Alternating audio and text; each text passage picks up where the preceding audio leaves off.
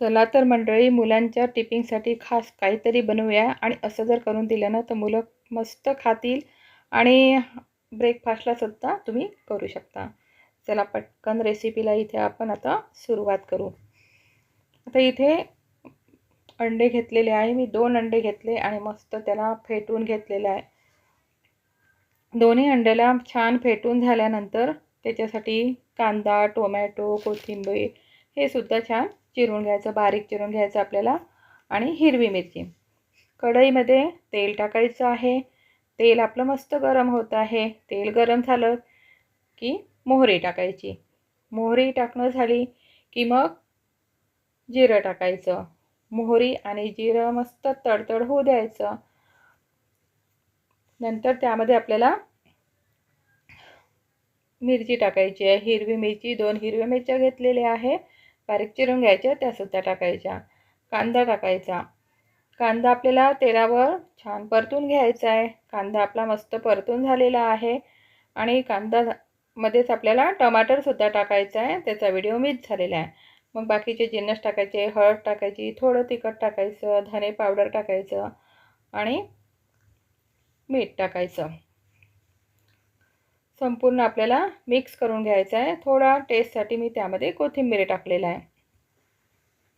तेलावर चांगलं झालं की मग फेटलेला आपला अंडं टाकायचं आहे.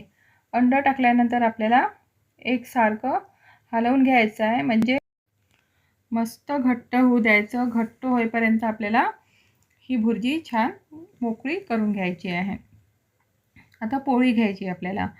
पोळी घेतल्यानंतर त्यावर मी आता थोडंसं टोमॅटो सॉस लावणार आहे. म्हणजे मुलांना कसं चटपटी लावलं तर छान आवडते, म्हणून थोडंसं टमाटर सॉस लावायचा आणि खायलासुद्धा खूप छान लागतो. म्हणून मी पूर्ण टमाटर सॉस घेतला आणि पोळीला लावून घ्यायचा.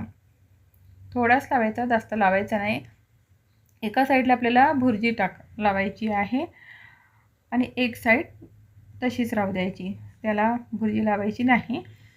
आणि तो असतो ना, एक साईड आपल्याला पलटून घ्यायची आहे, म्हणजे दुमडून घ्यायचं आहे. आणि तवा गरम करायला ठेवायचा. तवा गरम झाला की त्यावर ही पोळी आपल्याला शेकून घ्यायची आहे आणि खरपूस अशी शेकून घ्यायची. तर कोणी इथे मैद्याची सुद्धा करतात, परंतु मी मैद्याची नाही केलेली आहे. गव्हाच्या पिठाचीच पोळी आहे आणि त्याला आपल्याला तेल लावून दोन्ही साईडनी मस्त खरपूस आणि लालसर रंग येईपर्यंत भाजून घ्यायचा आहे.